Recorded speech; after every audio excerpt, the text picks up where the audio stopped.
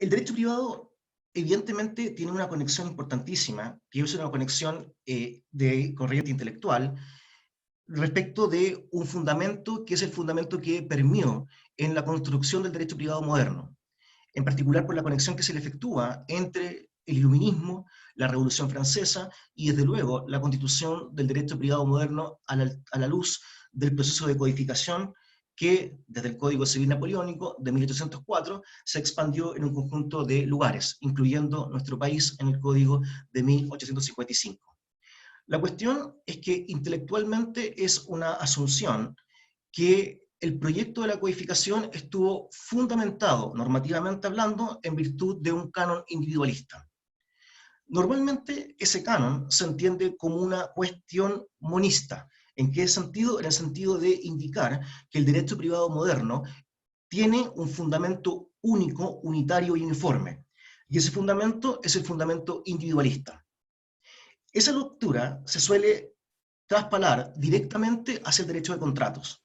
Y el derecho de contratos se considera, por muchas autoras, por muchos autores, como que es el lugar, junto con el derecho de propiedad, donde se encarna de mejor forma o de forma más cristalina la conexión entre individualismo y derecho privado.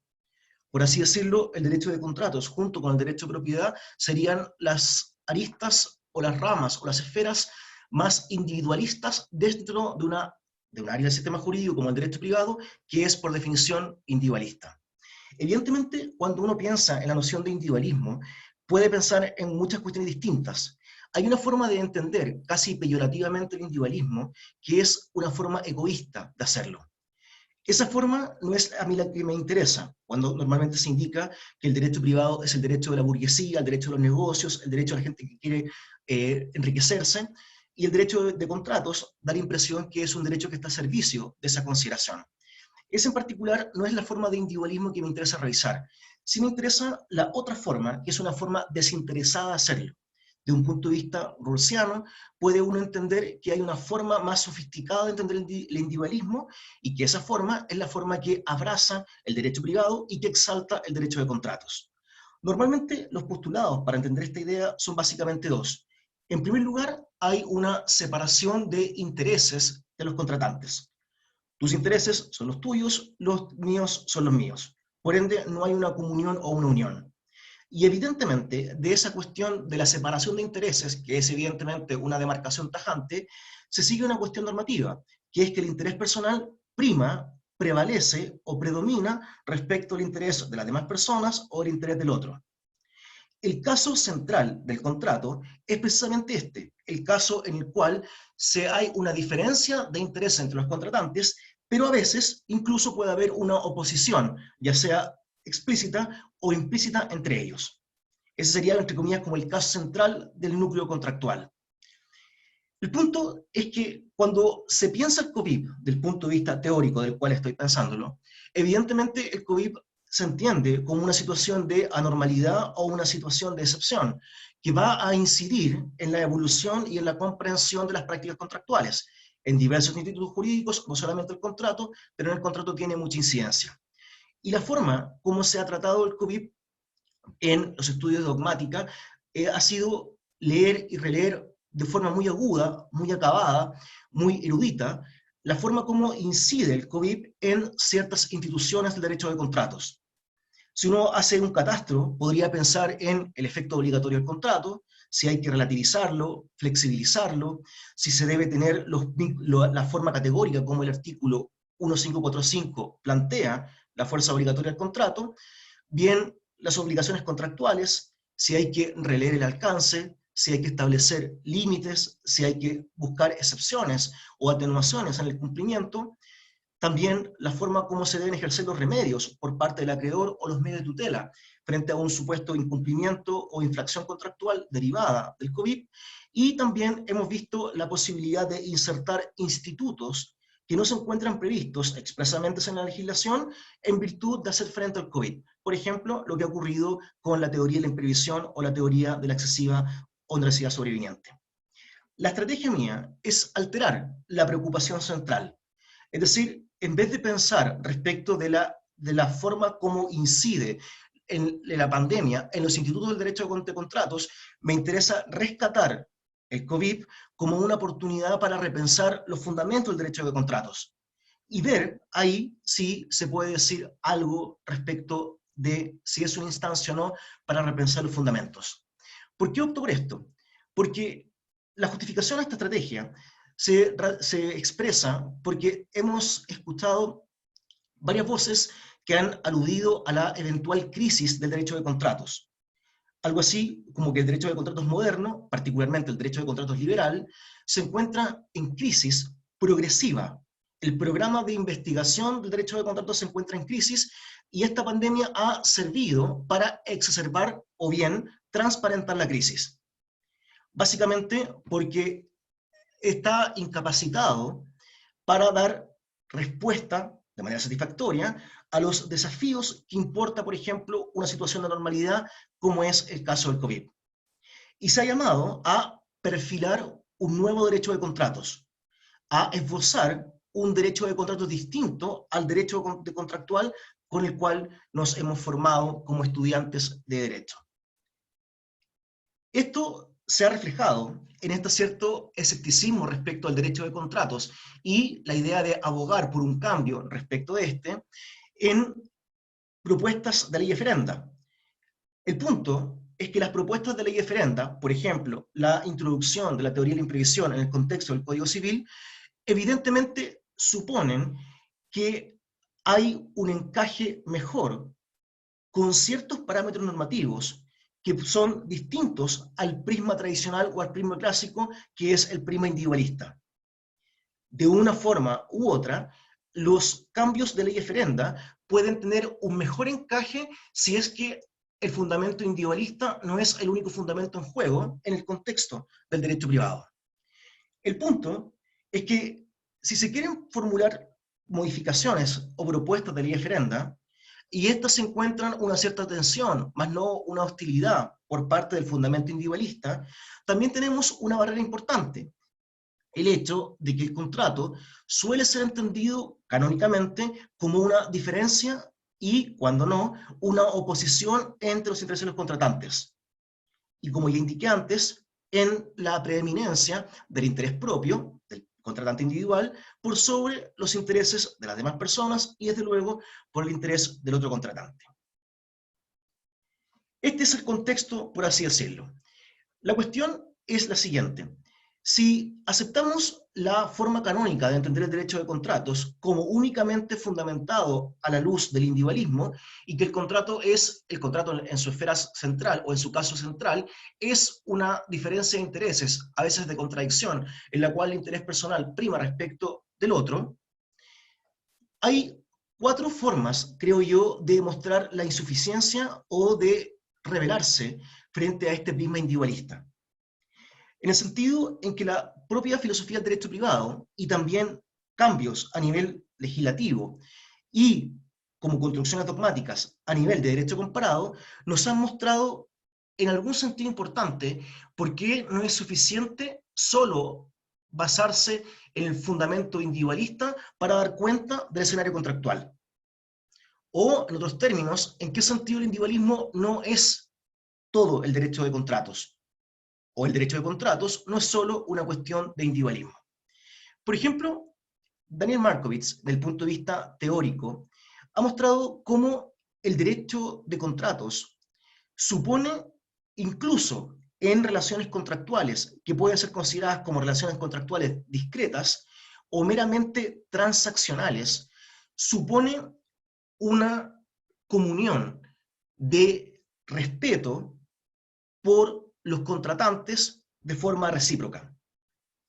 Es decir, Markovits indica que incluso en contratos meramente discretos que se extinguen al momento de ser celebrados, igual es posible rescatar una suerte de comunidad ideal, de respeto y de reconocimiento por el otro contratante. Si se plantea el derecho de contratos y en particular la relación contractual como una cuestión de diferencia de intereses, Markovits diría, bueno, es cierto que los intereses pueden ser distintos, Pero eso no se sigue que no haya una comunidad de respeto en la cual la forma como los propios contratantes entienden la relación contractual supere el prisma individualista, supere el reinado del autointerés. Por ejemplo, desde el punto de vista también teórico, Ian McNeill ha formulado una idea que se denomina la teoría relacional del contrato. McNeill ha diferenciado entre contratos discretos y contratos relacionales. Los discretos, por ejemplo, son aquellos contratos en los cuales el contrato nace y se extingue rápidamente. Normalmente se efectúan entre extraños, entre extrañas. Y este contrato no tiene una larga duración.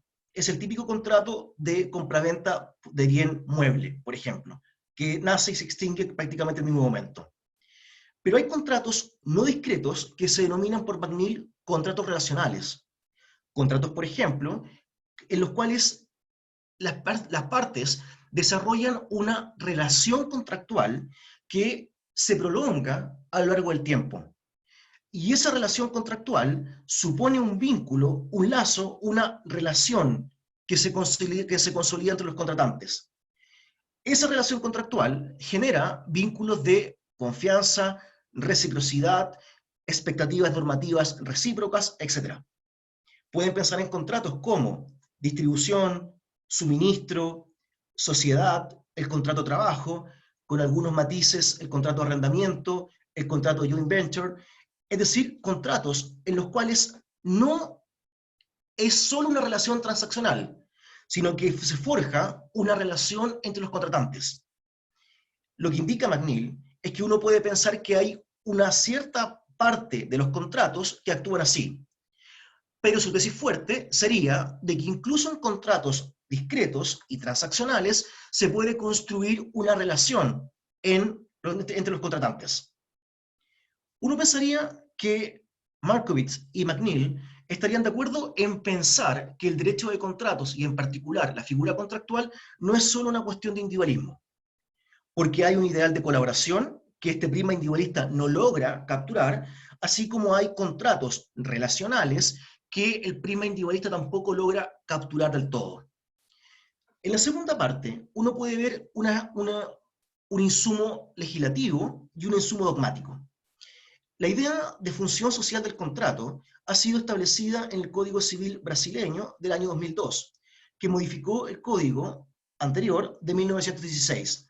El código anterior era un código que tenía un talante evidentemente y particularmente individualista. Y este código, el actual, lo que busca es fundamentar su codificación en virtud de dos valores.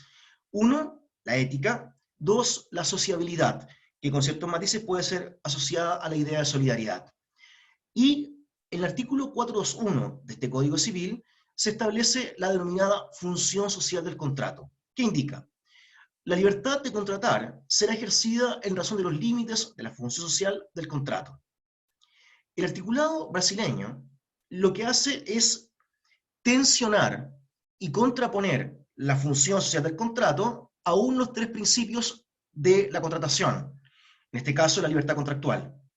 Pero evidentemente, de forma implícita, también desafía la fuerza obligatoria del contrato, también desafía el principio de relatividad del contrato.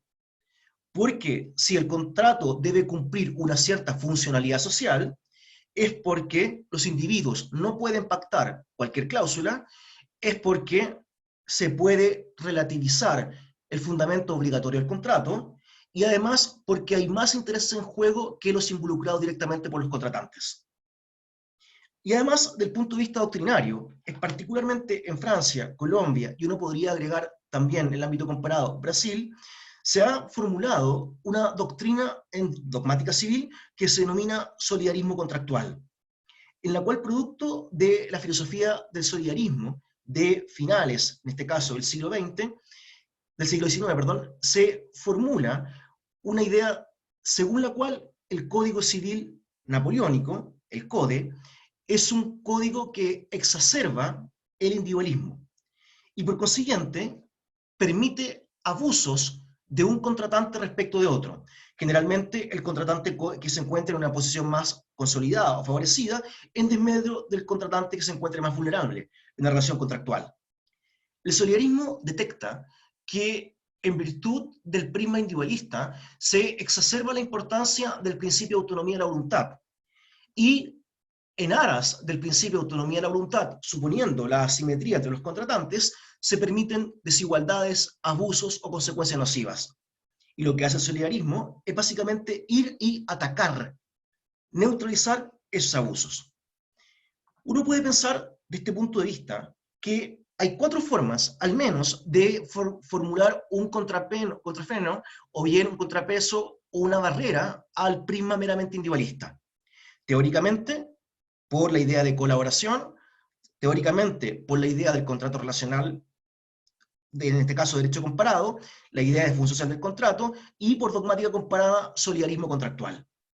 Las 4 pueden ayudar. Vamos a la tercera sección. Hemos visto el compromiso desde el punto de vista del derecho privado y el derecho de contratos por el canon individualista. Hemos visto que hay formas en la teoría del derecho privado, así como en derecho comparado y en la dogmática comparada, de intentar desafiar esa fundamentación uniforme. Propongo revisar parte de la pregunta, es decir, la pregunta por la solidaridad y por el altruismo en el derecho de contratos. Ambos términos, solidaridad y altruismo, tienen rasgos comunes. En primer lugar, los dos constituyen ideales regulativos. Los dos también son candidatos a servir de fundamentos normativos del derecho de contratos. Ambos desafían el fundamento individualista y ambos, además, permiten develar la cierta falta de uniformidad en la estructura normativa del derecho de contratos. Es decir, si tiene cabida la solidaridad, es decir, si tiene cabida el altruismo, es porque el individualismo no es el único fundamento normativo del derecho de contratos. Por ende, el derecho de contratos no es solo y exclusivamente una cuestión de individualismo. El punto es que, como indicamos antes, producto de la pandemia, se busca o se ha llamado a que el derecho de contratos sea algo distinto a lo que es. Se aboga porque el derecho de contratos debe ser modificado, revisado, reformulado. De hecho, la pandemia en algún sentido llama o invita a hacer un derecho contractual más X. Esa variable podemos discutirla en más solidario, más empático, más sensible, más altruista, lo que ustedes quieran. Pero en algún sentido se está buscando que el derecho de contrato sea algo distinto a lo que es. Y la pandemia exacerba la necesidad de esa transformación o esa modificación. Cuando se indica esto, la pregunta es, ¿qué es lo que se quiere dejar que sea? Evidentemente, una sola cuestión de individualismo. Y lo que se busca es que puedan haber otros valores en juego, como por ejemplo la solidaridad y el altruismo, y la pregunta es si son parte o no del derecho de contratos. Y si lo son, quizás no habría la necesidad de incorporarlos. Si no lo son, evidentemente sería correcta esta demanda de que el derecho de contratos sea lo que siempre es y comienza a ser algo nuevo, algo distinto. Cuando uno piensa en la noción de solidaridad, generalmente revisa la idea de mancomunión, de unidad, en el cual el interés de las personas es un interés común. En esta figura se remarca el hecho de que hay personas distintas, esta, marcada por los colores, y que después en el espectro global se pierden, cuyas diferencias se desvanecen en virtud de un interés compartido, de una posición común, de algo que comparten, todas y todos. También uno refleja la idea de solidaridad en el hecho de que las manos de las personas actúan en virtud de un objetivo o una agencia colectiva establecida para alcanzar un fin común. Por consiguiente, las manos, a más allá de los matices, se pierden respecto de un proyecto o de un interés común en que convergen. La solidaridad supone siempre una comunión o continuidad de intereses. Pero cuando pensamos en el altruismo pasa algo distinto, en el sentido en que el interés de una persona no es el interés de la otra persona. En este caso, una persona requiere ayuda encontrándose en una situación de peligro o una situación desmejorada, y la otra persona la auxilia o la ayuda encontrándose en una posición evidentemente aventajada. Acá En particular, uno puede ver esto a nivel de pinturas. Esta pintura se llama Belisario, de David, el neoclásico francés, en que muestra cómo Belisario, un excomandante en jefe de las tropas romanas, ha caído en desgracia y ha caído en mendicidad. Y un ex soldado de su tropa lo reconoce y queda en este caso impactado y sorprendido. Esta imagen muestra para David una imagen horizontal de debilidad, de carencia, de socorro frente a la fortaleza del soldado. Ella está igual como la Pietad de Miguel Ángel, y evidentemente estas son caras o rostros de vulnerabilidad frente al asombro del militar. ¿Por qué se muestra como una imagen del altruismo? Porque el militar, pese a que el interés es distinto, muy radicalmente marcada la diferencia respecto de Belisario, encuentra en él un motivo para colaborar o actuar a su favor. También se considera la pintura del encuentro entre Alejandro Magno y Diógenes, Diógenes como un filósofo, en este caso un filósofo griego cínico, que ocurrió en Corinto, en el cual Alejandro Magno, conquistador, se acerca a este filósofo cínico que optaba por desprenderse de todo lo material y por practicar el mendigaje, y Alejandro Magno se acerca y le pregunta, ¿quieres algo? Y en este caso el mendigo Diógenes, el filósofo, le dice, no, solamente que te apartes un poco porque me tapas el sol. Y el público se ríe, se sorprende de que le responda así al gran Alejandro, y Alejandro le indica a Diógenes, según lo que cuenta Plutarco o también lo que cuenta Cicerón, algo así como, si yo no fuere Alejandro, me gustaría ser Diógenes. O si yo no fuera Alejandro, sería un Diógenes. Nuevamente, pese a la fractura y a la distancia entre los intereses de Alejandro y Diógenes, Alejandro encuentra una razón para actuar en favor del otro, para actuar en beneficio de Diógenes, pese a que son personas completamente distintas, de realidades dramáticamente distintas. ¿Por qué la solidaridad? ¿Por qué el altruismo? La solidaridad es relevante porque la alternativa dogmática que revisamos antes, es decir, la solidaridad, el solidarismo contractual, es una alternativa dogmática que lo que busca es plantear que el derecho de contratos debe ser menos individualista, pero curiosamente descuida el potencial justificativo de la idea de solidaridad. En la solidaridad, lo determinante es el interés común, la continuidad de intereses y la comunión que expresa un vínculo contractual. Los solidaristas, por ejemplo, sin hablar de solidaridad, indican que el contrato es un microcosmos de intereses compartidos. Por ende, en lugar de estar reñidos, hay una mancomunión entre ellos. La solidaridad, teóricamente, ha sido pensada desde temprano en estos términos. Durkheim, en la sociología, estableció formas de solidaridad. Una forma que es la solidaridad orgánica y la solidaridad mecánica, por otro lado. La orgánica es la que se plantea en términos contractuales, cuando se piensa en la solidaridad como un fundamento posible. ¿Por qué? Porque en ella hay una unión o una continuidad de intereses y no una diferencia, ni mucho menos una oposición o una riña entre ellos. Richard Rorty, evidentemente de una cuestión muy distinta, ha establecido que la idea de solidaridad no debe pensarse como un valor inmanente o un valor universal, sino que debe pensarse coyuntural y contextualmente.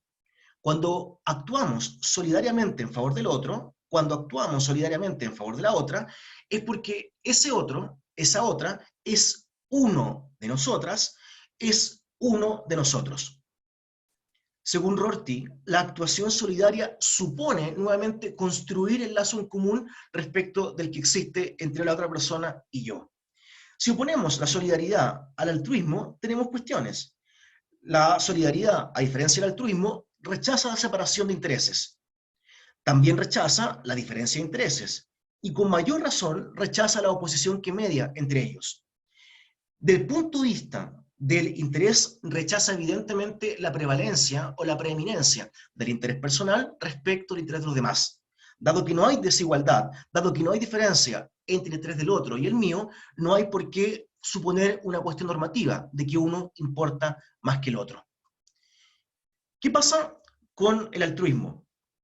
El altruismo que me interesa, en particular, no es el altruismo que ustedes pueden tener en mente, el altruismo que parece supererogatorio y ajeno para insertarlo en el derecho de contratos. No es el altruismo que se puede denominar como fuerte, es decir, el que es el propio de los buenos samaritanos y buenas samaritanas, es decir, quienes actúan en virtud de un sacrificio restricto para alcanzar el bien del otro en desmedro del bien ajeno. El altruismo que me interesa es un altruismo que denomino moderado. Y como moderado, ¿qué es? Supone tres postulados. En primer lugar, supone un desafío a la preeminencia del interés personal. En segundo lugar, demanda que siempre es necesario preocuparse, cautelar, cuidar el interés de los otros, y además indica que a veces, en ciertas ocasiones, hay que actuar positivamente o derechamente en favor o en beneficio de los otros. Frente al individualismo, a diferencia de la solidaridad, el altruismo moderado reafirma la separación y la diferencia entre los intereses, pero rechaza la consecuencia normativa que se sigue de esa separación. Es decir, rechaza la idea de que siempre y necesariamente predomina el interés personal respecto al interés de los demás. Si nos preocupamos acerca de la posible pertinencia y hacemos un cotejo entre ambos modelos de fundamentación, dado que ambos compiten vis a vis, tenemos las siguientes consecuencias. De un punto de vista, la solidaridad supone una cierta asunción. La asunción es que si la solidaridad fuera un fundamento plausible para el derecho de contratos, se requiere que se cumpla su asunción. La asunción es que hay una continuidad entre los intereses de los contratantes, tal como lo hubo en las manos, tal como lo hubo en las personas que se tomaban de la mano formulando a una agencia colectiva. Por ende, el espectro de operatividad de este fundamento evidentemente es el espectro en el cual los contratos supongan una conjugación de intereses. Si volvemos atrás, hay contratos en los cuales evidentemente el interés de un contratante es también el del otro. Por ejemplo, los contratos relacionales. No siempre es así, pero es una figura en la cual eso ocurre. El problema es que si eso es así, la solidaridad tendría un espectro limitado.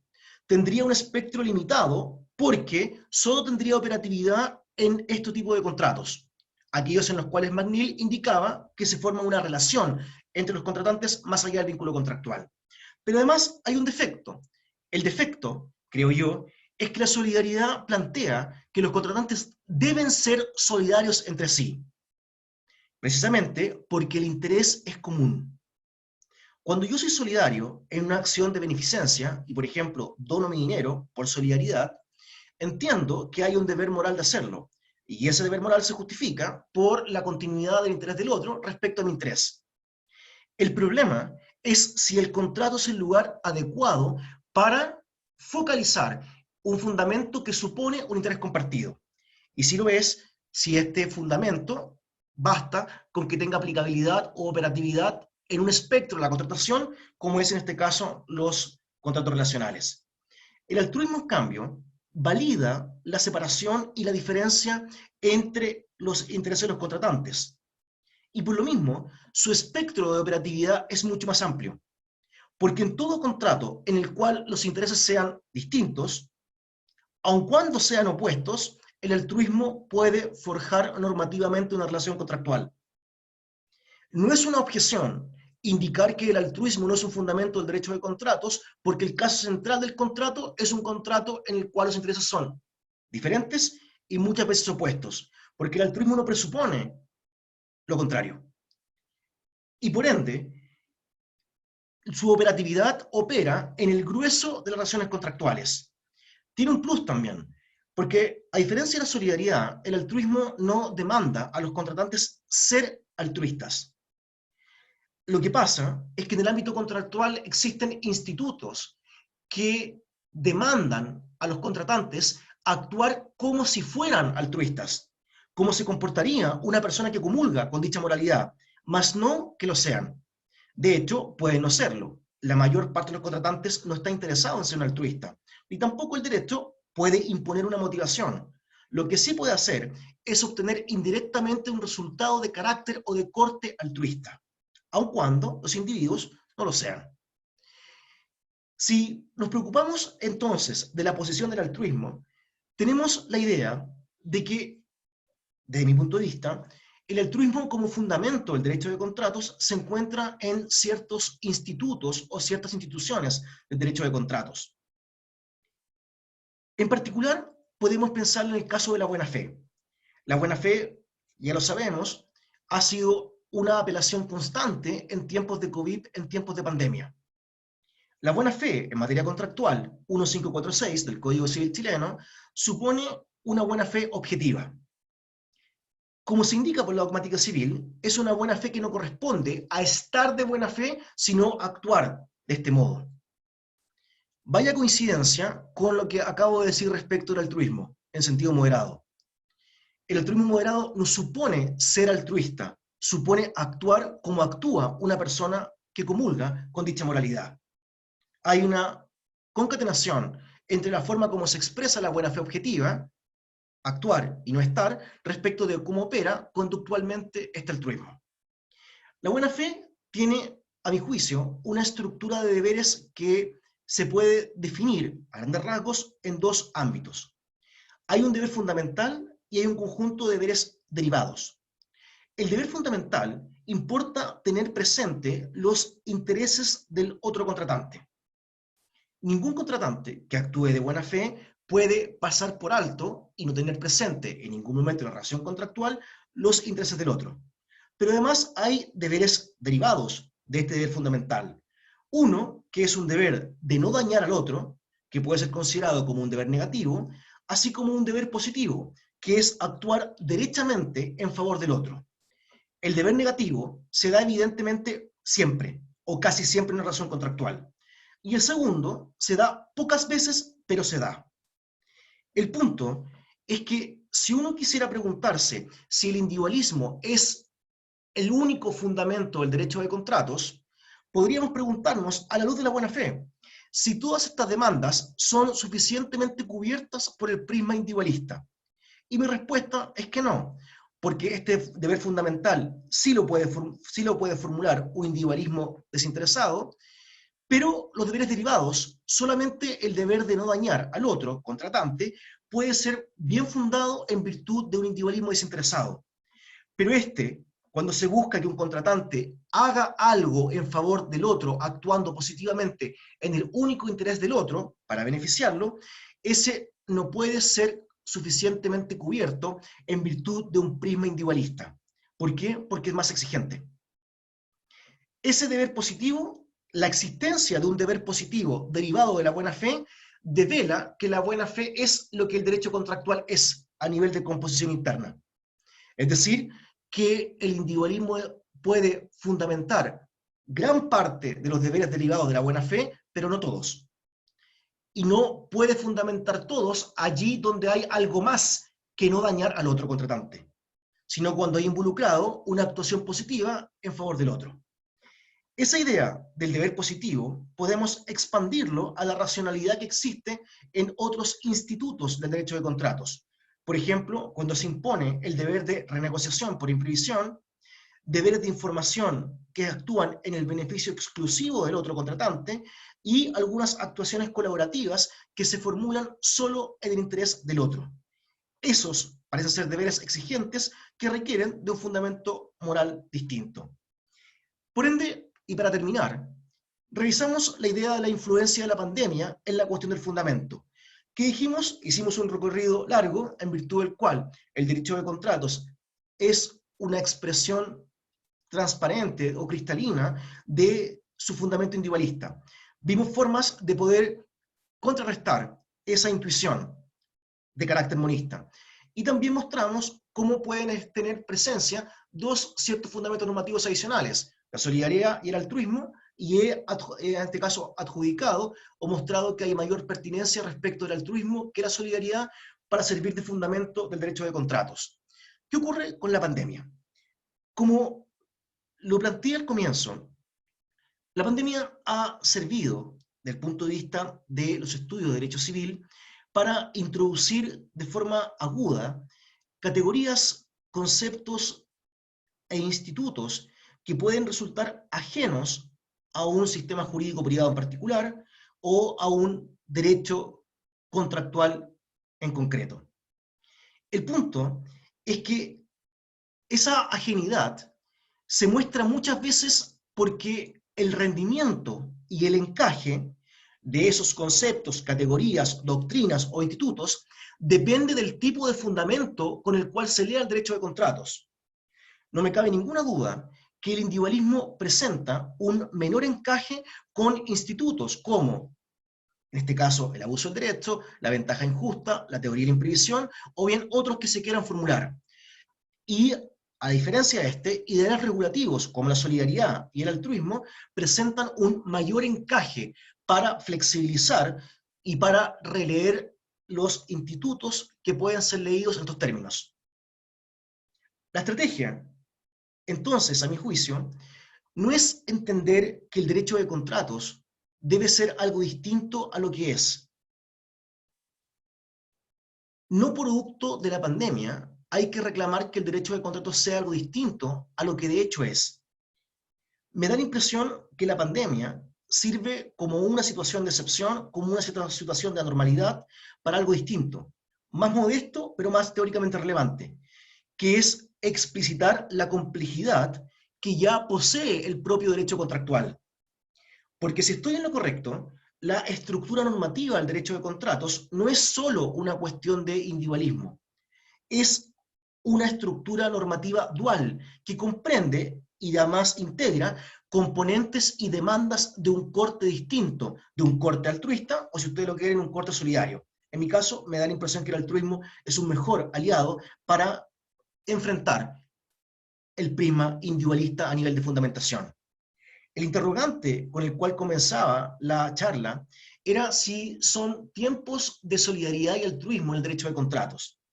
Y mi respuesta es que sí, pero son tiempos para explicitar los fundamentos del derecho de contratos que ya existen, no para insertar cuestiones o fundamentos que no son parte del derecho de contratos, así como tampoco para intentar transformar el derecho de contratos en algo distinto a lo que es, de tal modo que pudiera devenir en ininteligible o tergiversarse hasta un punto que ya no parece ser el derecho de contratos con el cual convivimos a diario.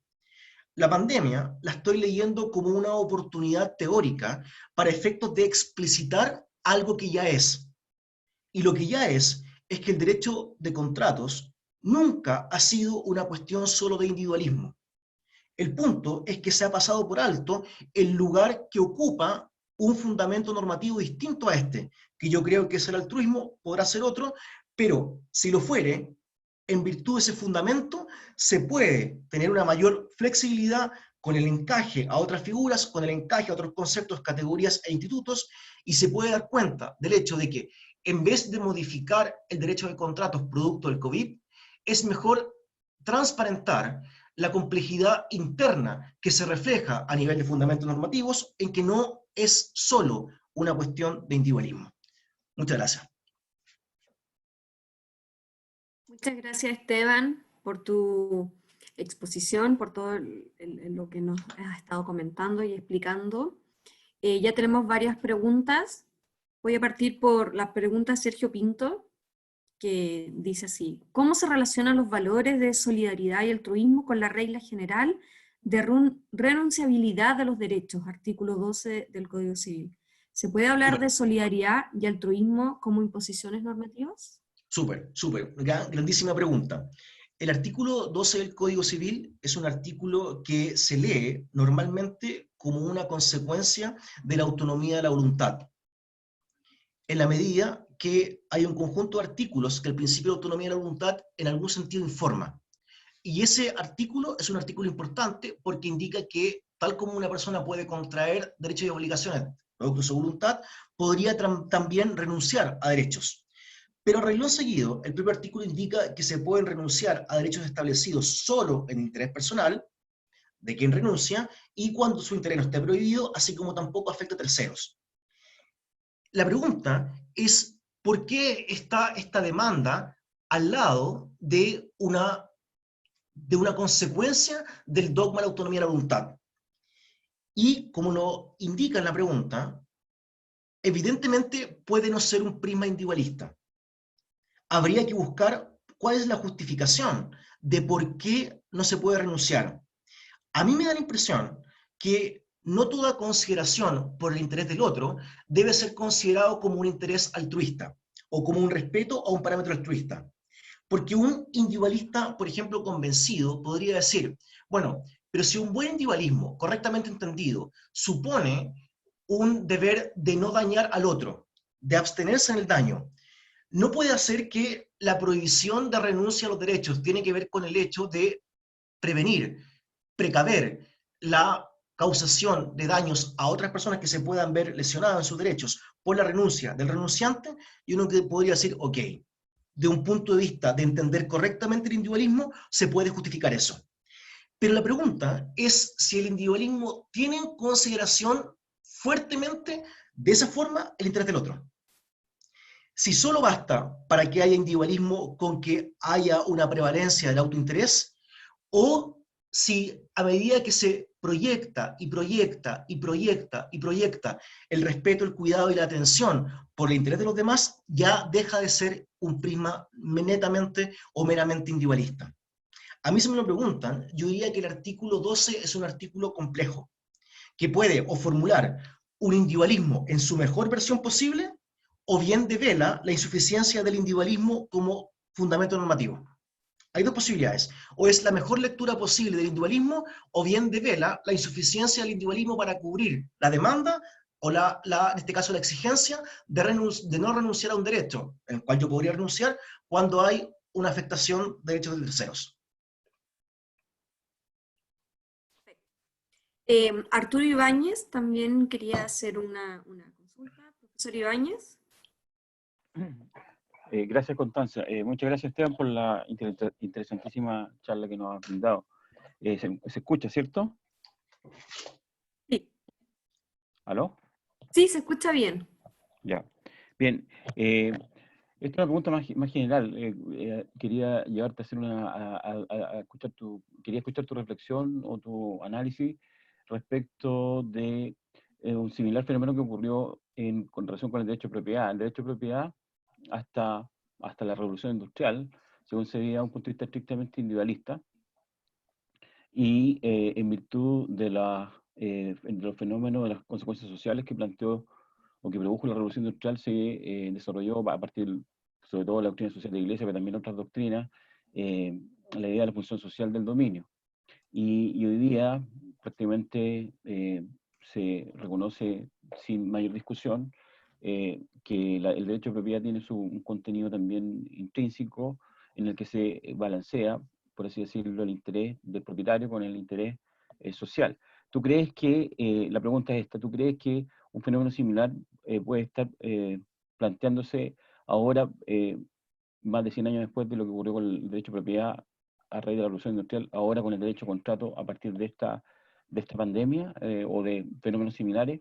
¿Tú crees que estamos en camino de que el derecho a contrato se explicite, como tú dices, un fundamento que no sea algo externo, sino que también algo consustancial al contenido del derecho a contrato, que equilibre el interés individual con el interés social, así como la función social lo hizo en el caso del derecho de dominio, en el que se equilibra el interés del propietario con el interés de la sociedad? Muchas gracias, Arturo. Muy, muy buena pregunta. Primero respecto de propiedad y después lo trasladaba a contratos. Respecto de propiedad, es muy interesante el fenómeno.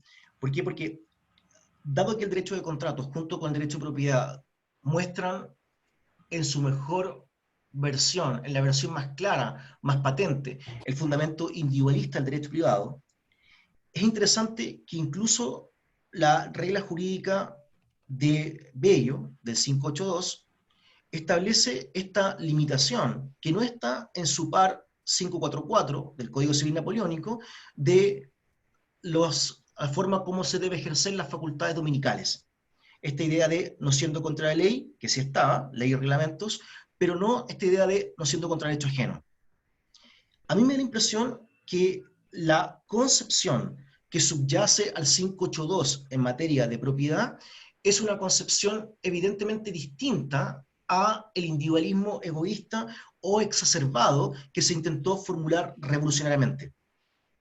Y por lo mismo es que la distancia o el hecho de que Bello se haya apartado de la redacción francesa me parece a mí particularmente interesante. Si uno dijera, pero en la definición del 582, ¿usted cree que hay altruismo? Yo pensaría que no. Yo sí pensaría que, nuevamente, tal como el artículo 12, o es la mejor lectura posible de un individualismo desinteresado, es decir, la prevalencia del interés personal, pero con el límite de no efectuar daños en el otro o de no provocar daños en la persona del otro, el interés ajeno, o sencillamente esa regla devela la insuficiencia del prima individualista.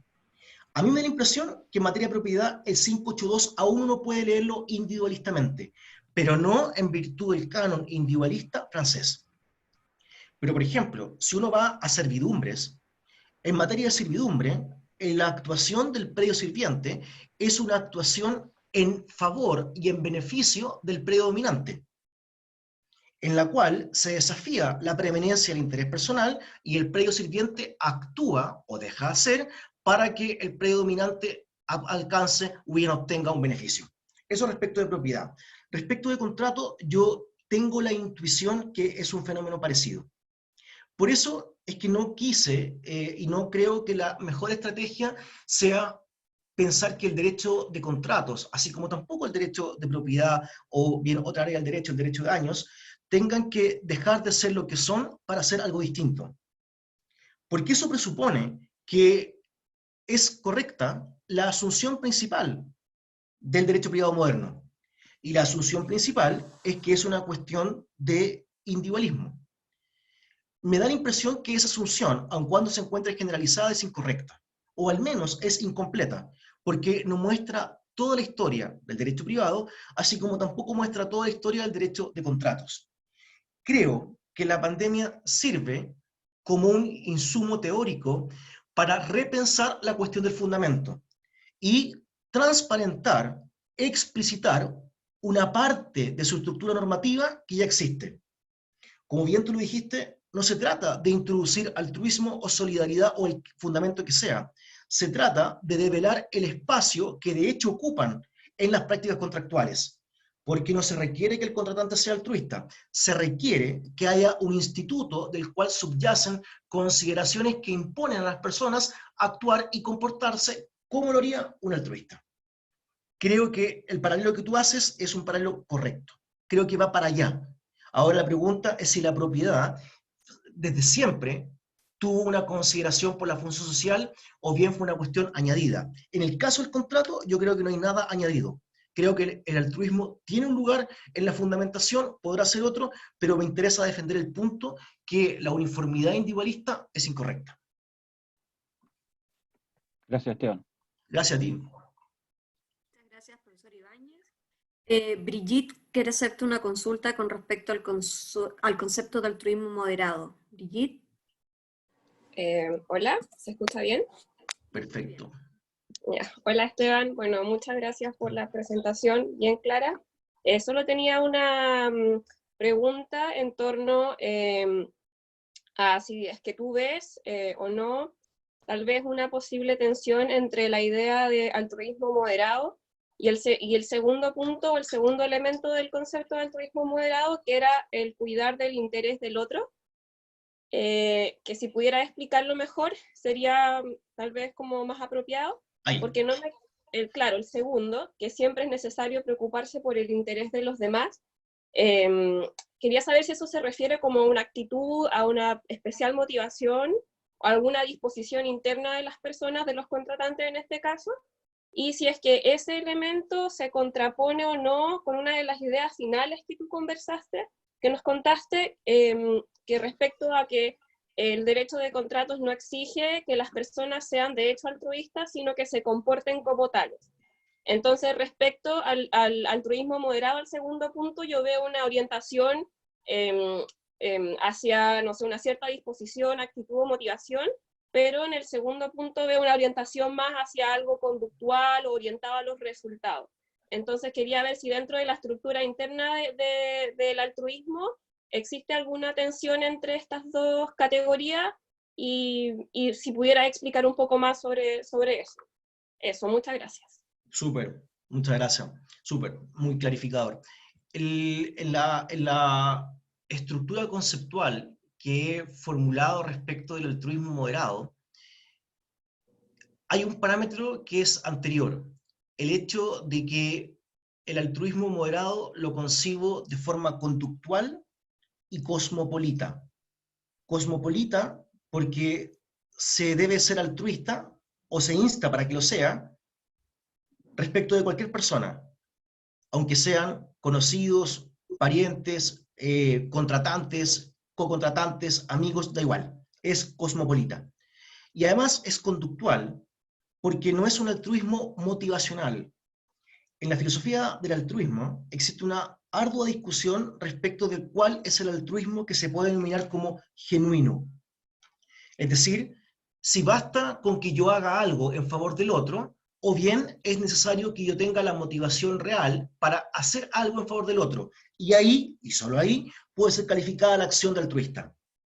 El altruismo moderado y la forma como yo inclino la balanza es a favor de un altruismo conductual.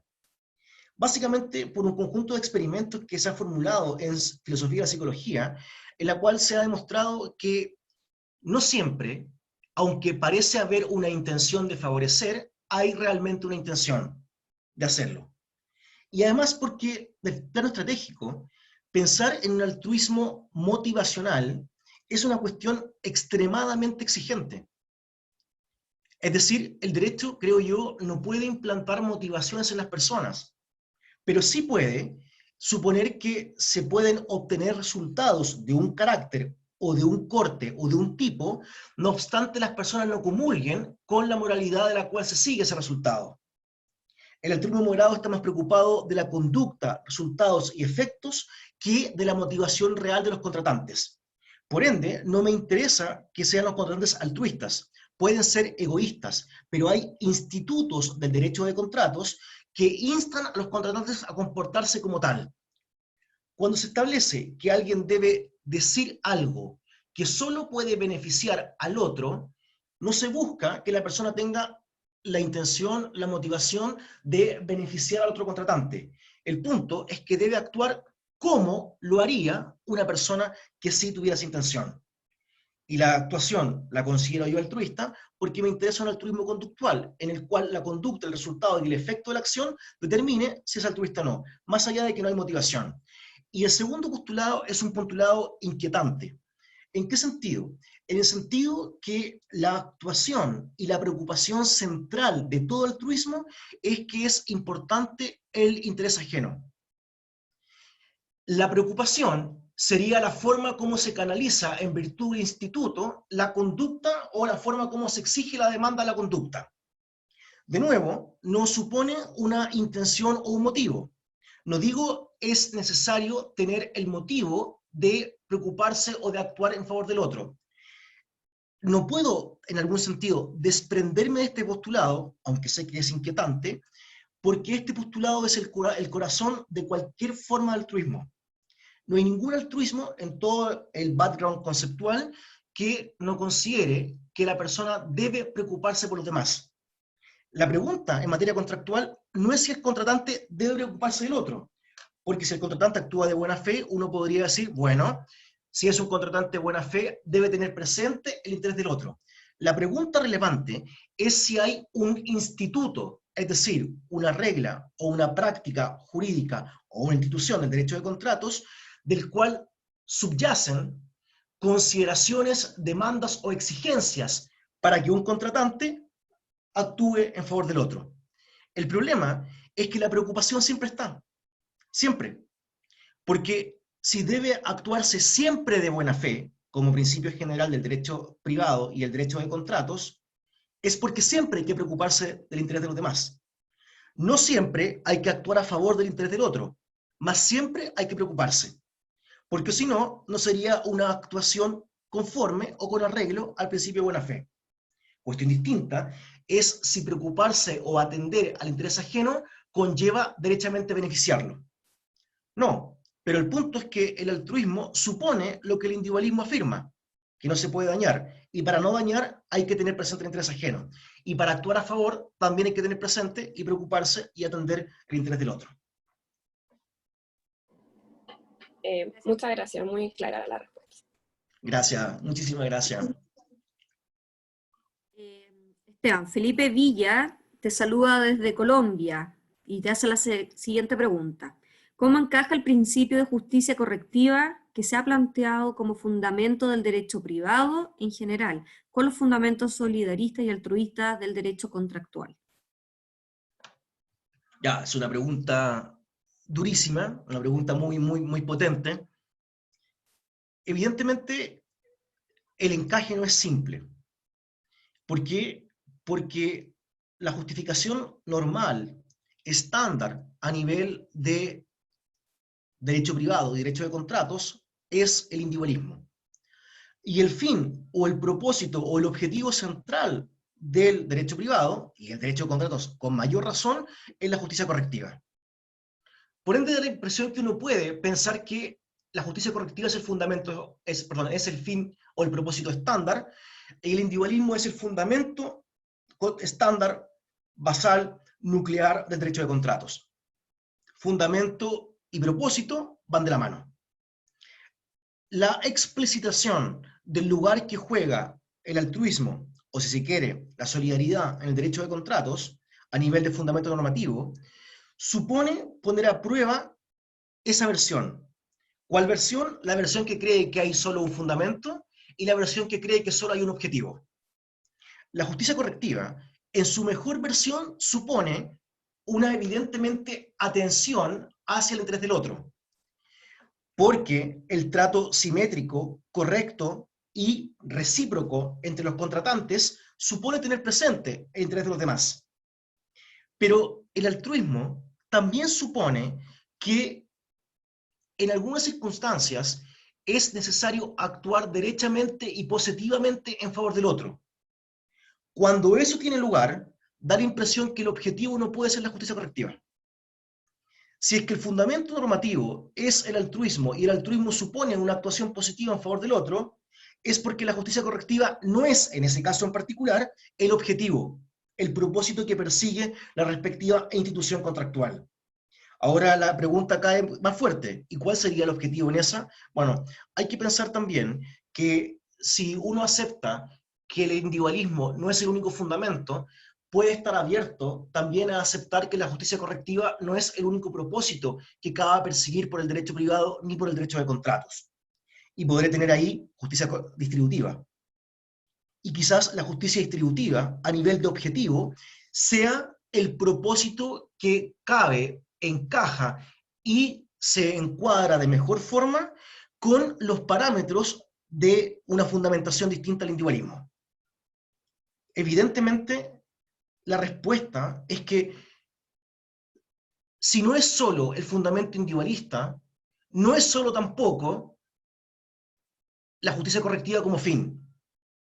Por ende, en el lado, en la parcela o en el margen en el cual subyacen demandas altruistas a nivel de fundamentación, no puede ser una finalidad correctivista, porque la finalidad correctivista es mantener el sinalagma, y cuando se infringe hay que corregir la desigualdad que ha devenido en virtud de una infracción. Pero en este caso, cuando se trata de hacer algo en favor del otro, no hay que corregir nada, sino que hay que justificar cuál es el fin que se busca cuando se demanda a una persona a actuar en beneficio exclusivo de aquella persona que busca que es favorecida. Muchísimas gracias. Gracias, Esteban. Jaime de Rosas te quiere hacer una consulta. Jaime. Sí, hola, ¿me escuchan? Sí, te escuchamos bien. Sí, gracias. Felicitaciones, profesor, brillante exposición. Pero me quedaron dos preguntas y aprovecho de hacer la continuación de la pregunta anterior. La primera pregunta es si usted es de la idea de que uno no puede decir que no importa que piensen o que comulguen los contratantes del altruismo porque no podemos acceder a esos estados mentales. Entonces, con ese mismo argumento, tampoco podríamos afirmar que son individualistas, porque tampoco sabemos si efectivamente están siendo individualistas. Entonces, ese mismo argumento no vale para poder afirmar tampoco un individualismo. Esa es mi primera pregunta. Segundo, con esta idea de altruismo, a mí me da la impresión de que en realidad esto supone una subordinación de la justicia correctiva a la justicia distributiva. La idea de altruismo supone, en realidad, no es un fundamento propio de la justicia correctiva, sino que es propio de la justicia distributiva. Es decir, cómo nos vamos a comportar los sujetos en el mercado. Entonces, si usted quiere afirmar un altruismo en el derecho de los contratos, eso implica entonces subordinar la justicia correctiva a la distributiva. Eso. Buenísimas las dos preguntas. Muchas gracias, Jaime. La primera pregunta respecto del estado mental es claro, estoy completamente de acuerdo. El derecho, en abstracto, no puede imponer motivaciones. No es un defecto o una falencia del derecho privado, sino que es una incapacidad del fenómeno jurídico para hacerlo. Tal como en el derecho penal, no se puede hacer que las personas sean altruistas o solidarias porque deben rescatar a alguien que se está ahogando en un río, so pena de no cometer algún delito. Tampoco en el derecho privado se puede fomentar, hacer, instalar una motivación de ayudar o beneficiar a los demás, así como tampoco, del punto individualista, de solo preocuparse del interés personal. De hecho, yo creería que eso es un problema del derecho, no una virtud del altruismo, ni una falencia del individualismo. No sabemos si los contratantes se comportan solo y únicamente siguiendo el interés personal. Lo más probable es que sí, pero no lo sabemos, puede que no. Lo relevante es que los institutos, las reglas jurídicas, las prácticas jurídicas y las instituciones del derecho de contratos suelen ser leídas como que si estuvieran fundamentadas en virtud de un único parámetro.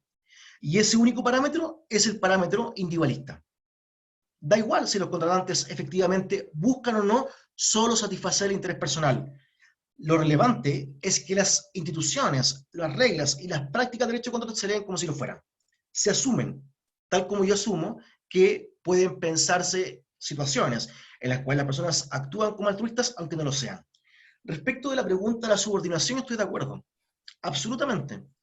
Yo pensaría que hay una pregunta adicional a la pregunta descriptiva. La pregunta descriptiva es: ¿el individualismo es el único fundamento del derecho de contrato y derecho privado? Yo diría que no. Pero eso es descriptivo, porque digo, vea usted estos deberes, estas exigencias o estas demandas, las cuales no pueden ser fundamentadas sino en virtud de un canon normativo más exigente. Por ejemplo, altruismo. Pero, del punto de vista de la justicia correctiva tiene una amalgama con el individualismo.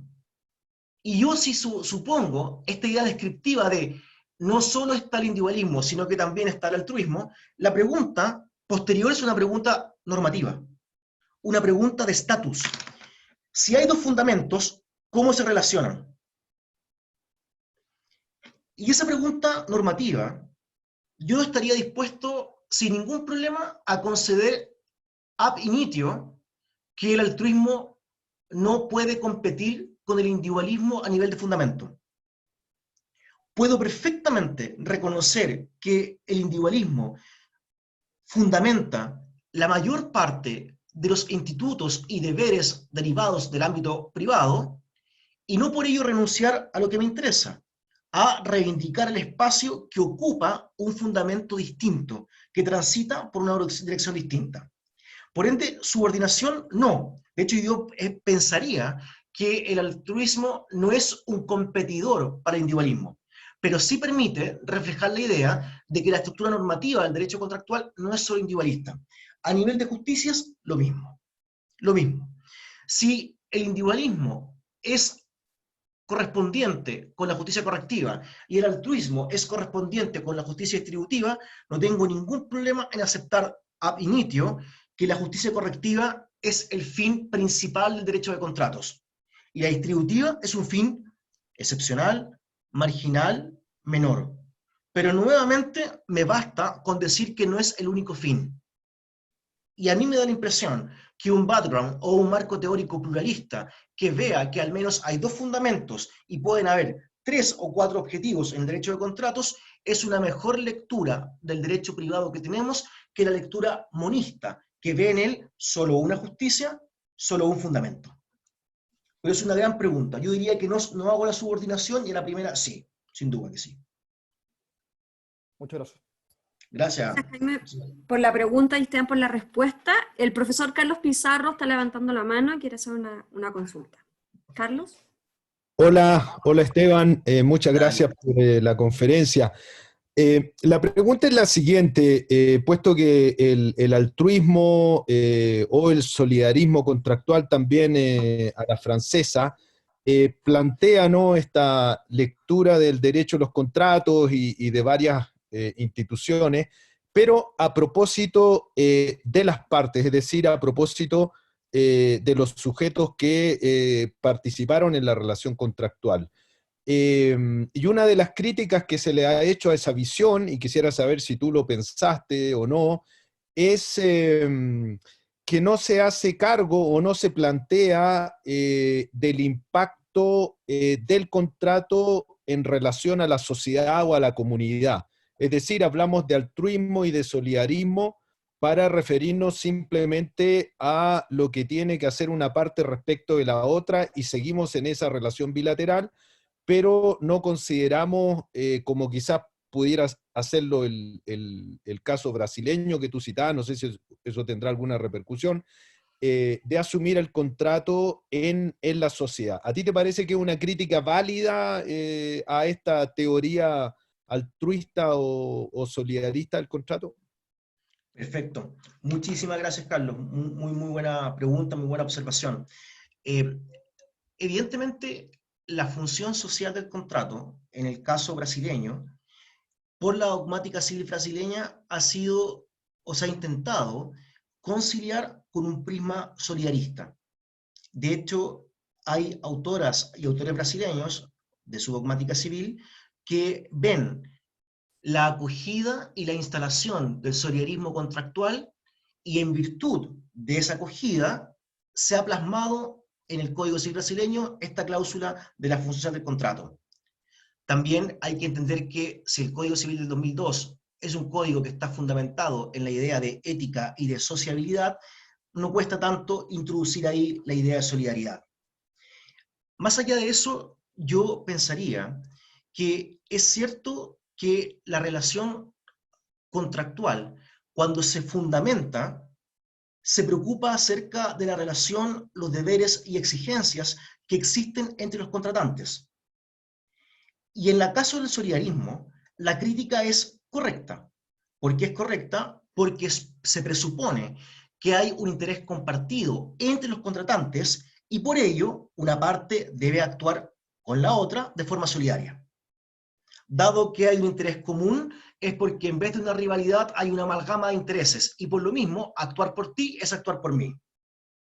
En el contexto del altruismo, la cuestión es un matiz diferente, pero teóricamente relevante. El matiz de diferencia está en que el altruismo no asume esta continuidad de intereses. Y al no asumir esta continuidad de intereses, se extrapola la consideración en favor del otro respecto de otras personas que no son parte de la relación contractual, pero son otros. Porque el otro contratante, así como las personas que no son parte de esa relación contractual, pero están sujetas o son participantes de la práctica jurídica contractual en abstracto, siguen teniendo un interés distinto al mío. Cuando se indica que el altruismo no supone la continuidad de intereses, sino que brinda razones para actuar en favor de otro, La pregunta es, ¿quién es ese otro? Y en el altruismo no está este encasillamiento, que sí estaba en la solidaridad, de que se debe actuar en favor del otro contratante, porque él tiene un interés distinto al mío. También indiqué que el altruismo moderado tiene un carácter cosmopolita, porque la consideración en favor del otro ocurre indiferenciadamente. Por ende, no solamente se formula la consideración respecto del otro contratante, sino también respecto de los demás individuos, demás personas, mujeres y hombres, que no son parte de esa relación contractual, pero que son sujetos de derecho, o bien que son personas que participan en las prácticas jurídicas contractuales. La razón que se siga para que Pedro actúe en favor de María es perfectamente traspalable para que Pedro actúe en favor de Paula. Por ende, la influencia de esa crítica me parece acertada en el caso de la solidaridad, o mejor dicho, del solidarismo, porque supone el amalgama de intereses, y por ende su espectro de actuación está de un lado hacia el otro, que es quienes comparten el interés. Pero cuando hay un presupuesto de diferencia de intereses, evidentemente la consideración normativa no puede estar circunscrita a la otra parte, porque el interés de la otra parte es tan distinto como el interés de María, de Patricia, de Andrés. Muchas gracias. Muy buen punto. Muchas gracias, Esteban. Muchas gracias a todos los que han hecho sus preguntas. Quedaron más preguntas por ahí, pero en el fondo tú las has ido contestando con las otras respuestas. Pero ya estamos pasados la hora, así que Nos queremos emocionamos agradecer. todas y todos. Sí, no, es que ha sido muy interesante y tiene muchas aristas que podríamos seguir analizando, por lo que te vamos desde ya a dejar invitados para una próxima sesión en un tiempo más cuando hagamos el nuevo ciclo, porque de todas maneras quedaron las preguntas ahí que podés responder después. Queremos agradecer a todas las personas, hay mucha gente de regiones que no nos saludó, así que agradecer también que se unan a nosotros a través de estas plataformas, y a todos también los profesores y estudiantes que intervinieron con sus preguntas. Gracias nuevamente, Esteban, por participar. Gracias a todos una vez más, y los dejo invitados para nuestro último encuentro de este ciclo, que será el próximo martes a las 6 de la tarde. La charla estará a cargo del profesor Francisco Safi, que expondrá sobre la economía política de los impuestos y el financiamiento de la crisis, una mirada desde el mundo tributario. Nuevamente, gracias, Esteban, a todos. Muchísimas gracias. De verdad, estuvo muy lindo, las preguntas fueron tremendamente estimulantes. Se me pasó el tiempo en trance hablando y después en trance pensando y respondiendo las preguntas que me formularon. Así que es muy grato en este regreso a la facultad tener este encuentro tan lindo con tanta gente. Así que muchísimas gracias por la oportunidad. Muchísimas gracias. Y gracias, Connie, por toda la presentación. Bienvenido de vuelta también. Como algunos saben, profesor estaba realizando su doctorado en España, así que lo tenemos este primer semestre, lo tenemos ya de regreso a la facultad. Así que bienvenido, aprovechamos de darte la bienvenida.